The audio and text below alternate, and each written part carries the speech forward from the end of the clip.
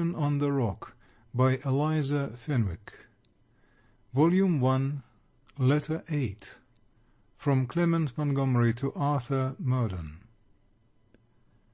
Infidel as thou art toward beauty, and indolent as thou art in friendship, whence dost thou still derive the power to attract the homage of beauty and the zeal of friendship? That Janetta, the empress of all hearts, but callous thine, possessed sensibility, susceptibility, or even animation, thou, infidel Arthur, didst deny. Yet Janetta can sometimes torture her admiring Clement by the repetition of thy praises. 4 letters of mine, long letters, letters to which I yielded hours that might have been raptures and enjoyments, those letters lie, the last as the first, unanswered, unheeded, in thy possession. I devoutly thank the star that shed its influence over the hour of my birth, that it gave me a temperament opposite to thine, Arthur. For have I not seen thee more than insensible, even averse to the offered favours of the fair? Have I not seen thee yawn with listlessness at an assembly where rank and splendour, the delights of harmony, and the fascinations of beauty filled my every sense with ecstasy? Give me the sphere of fashion and its delights, fix me in the regions of ever-varying novelty.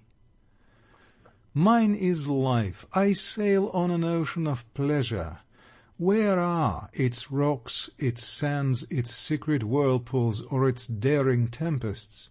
Fables all, fables invented by the envious impotence of snarling cynics to crush the aspiring fancy of glowing youth. Thy apathy, Murden, I detest, nay, I pity thee, and I swear by that pity I would sacrifice some portion of my pleasures to awaken thee to the knowledge of 1 hour's rapture. Soulless Arthur, how couldst thou slight the accomplished L? How could thou acknowledge that she was beautiful, yet tell me of her defects? Defects, good heaven! Defects in a beautiful, kind, and yielding woman. Arthur, Arthur, in comparison to thy passing youth, thy graceful figure, and all those manly charms with which thou art formed to captivate, forget thy wild chimeras, thy absurd dreams of romantic, useless perfections, and make it thy future creed, that in woman there can be no crime but ugliness, no weakness nor defect but cruelty. Every day, every hour, Janetta brings me new proof that thy judgment is worthless. She has tenderness, she has sensibility. She does not, as thou didst assert, receive my love merely to enrich herself with its offerings. And constancy she has, even more boundless than I, except for a time, could desire. For she talks of being mine forever, and says, wherever I go, thither will she go also. And I will soothe her with the flattering hope. Why should I damp our present ardours by anticipating the hour when we must part? Why should I suffuse those brilliant eyes with the tears of sorrow, or wound that fondly palpitating heart by allowing her to suspect that she but supplies the absence of an all triumphant rival?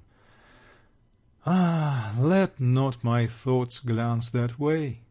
Let not imagination bring before me the ethereal beauty of my Sibella.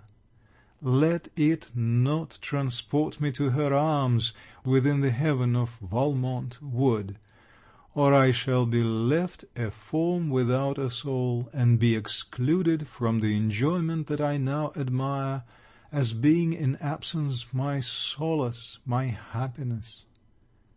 I expected I should have been dull without thee, Murden. but I hardly know, except when I am writing, that thou hast left me. I dress, I dance, I ride, I visit, I am visited. My remittances bring me all I wish, in their profusion. I adore and am adored. The nights and days are alike devoted to an eternal round of pleasures, and lassitude and I are unacquainted. Read the hearts of men, says Mr. Valmont. I cannot. I am fascinated with their manners. I pant to acquire the same soft polish, and their endearing complacence to my endeavours. That graceful polish is already thine, and there I envy thee. I envy too thy reputation, but I hate thy cold reserve. Why, if these triumphs which are attributed to thee be really thine, why conceal them? Others can tell me of thy successes, can show me the very objects for whom thou hast sighed, whom thou hast obtained. When I allege that I found thee constantly dissatisfied, contemplating some imaginary being, complaining that too much or too little pride, defective manners, or a defective mind gave thee an antidote against love, I am assured that it was the mere effect of an overweening vanity. Seymour, who pretends to know thee much better than I do, declares thou art vain beyond man's belief or woman's example. He is thy sworn enemy, and well he may, provided his charges against thee be true. For the other night, in the confidence of wine, he assured me that thou art the seducer of his mistress, a mistress fond and faithful till she listened to thy seductions. Is it possible, Merton, thou canst have been thus dishonourably cruel? I doubt the veracity of Seymour's representation, for I think thou art not only too strict for the transaction, but too inanimate to be assailed by the temptation.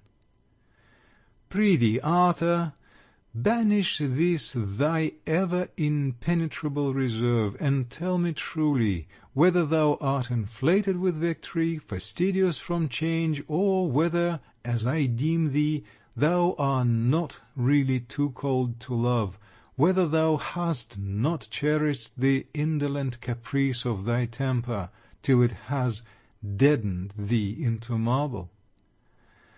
Once more, I thank heaven I am not like thee. Ever may I thrill at the glance, the smile of beauty. Ever may I live to know no business but pleasure, and may my resources ever be as unconfined as my wishes. Clement Montgomery. End of section 8.